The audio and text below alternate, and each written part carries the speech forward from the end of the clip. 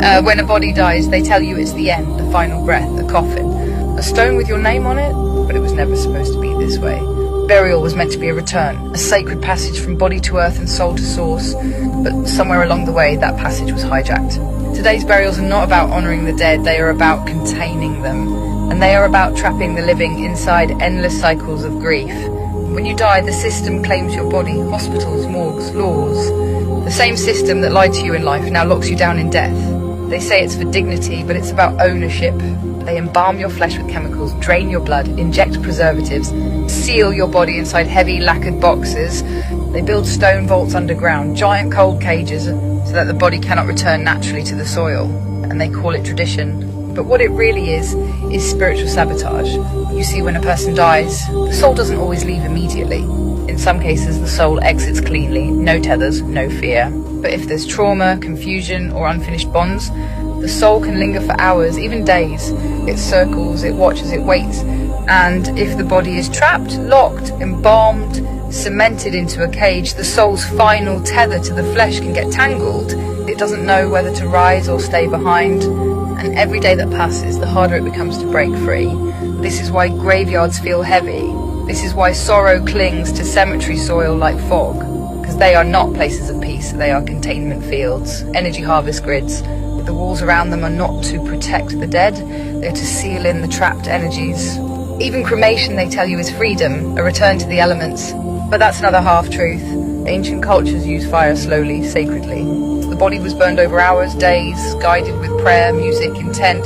Today, industrial furnaces blast the body at brutal temperatures before the soul has even finished letting go. It fractures the energetic field, it shocks the spirit. A soul in confusion doesn't ascend easily. It lingers, it drifts.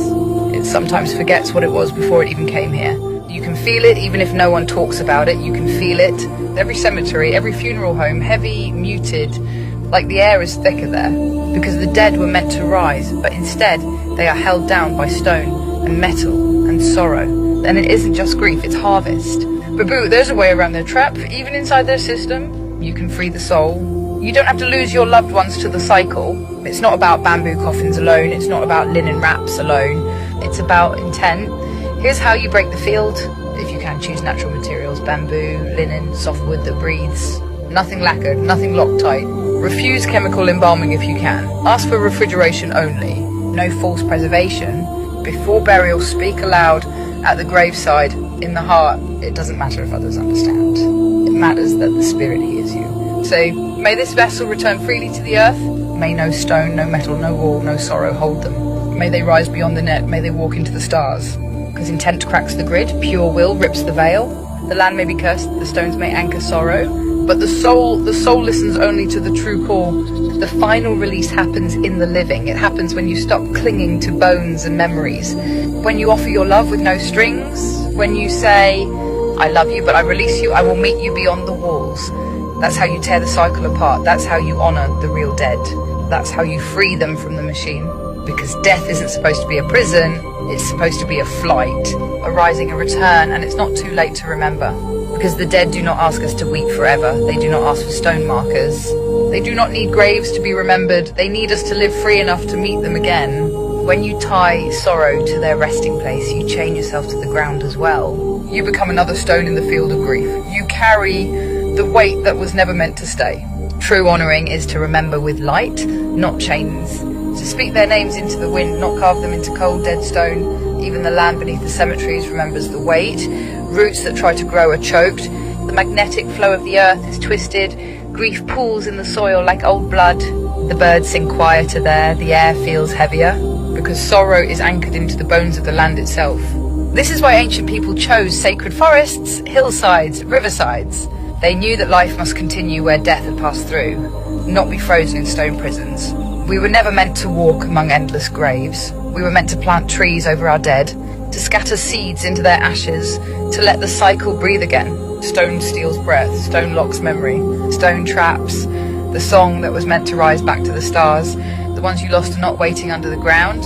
They are waiting beyond the veil, watching, calling, hoping you will walk free enough to hear them again. The words rest in peace are carved into every headstone. But what peace can there be inside a box, inside concrete, inside a wall built by men who sold death by the acre?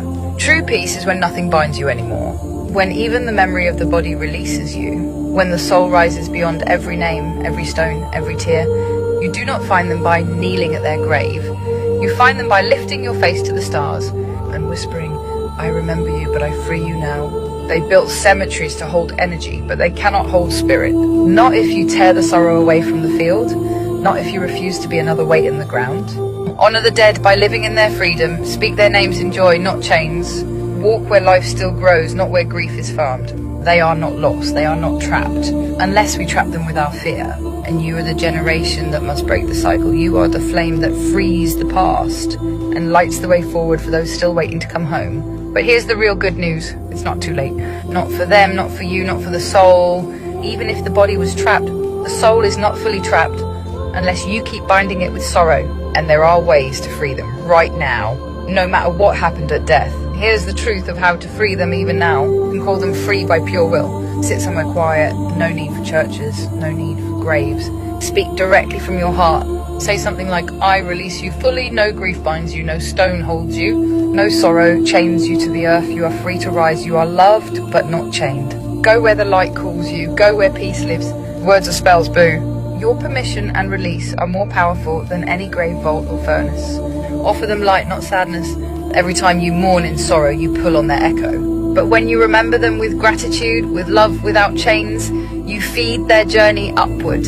Smile for them, live for them, speak their name in joy. This breaks the loops. Light a true flame for them, light a candle, place it by living plants, by open sky. And as the flame rises, say, as this flame rises, so do you. No earth binds you, no sorrow holds you, only love, only light. Flames are ancient messengers, the spirit understands them beyond words. But even if your loved ones passed through the system, even if they were buried in concrete fields, even if they were burned in industrial furnaces, it's not too late. It's never too late. The soul is not stone, the soul is not ash, the soul is light, and light cannot be chained forever. You can free them right now. You don't need permission from priests or governments. You don't need gravestones or papers. You need only your will. Sit with the memory of the one you love. Feel them, not their bones, not their ashes, but them, the song of their existence, still vibrating beyond time.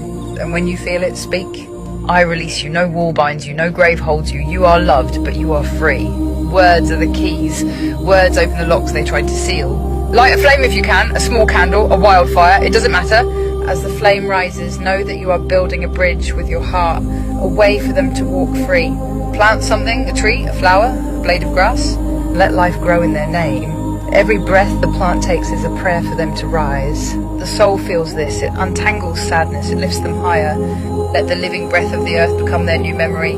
Forgive yourself too, forgive the world for forgetting the real ways. Forgive the sorrow for making you believe you had no power, because you have all the power you need. You are the chain breaker, you are the light caller. You are the one who can rip sorrow's net apart with a single word of truth. They're not waiting in graves, they're waiting in the stars for the sound of you remembering. And now you have. Carry this flame with you, not as a burden, but as a banner. You are not a mourner anymore, you are a liberator. And the dead, the real dead, they are rising. Because you dared to speak the forgotten word, freedom. Forgive yourself. This is critical, boo. Forgive yourself if you didn't know. Forgive your family for not knowing. Forgive the world for being trapped in a system of lies. Because guilt binds souls too, release it. Turn sorrow into strength. They are not angry. They are waiting for you to speak freedom over them. Know this truth deep in your bones. The soul is stronger than the system. Love is stronger than concrete. Memory carried in light rises higher than any tomb. You can free them anytime you choose. You have the power. You always did. And once you do it, their true journey continues beyond the nets, beyond the stones, beyond the false fields.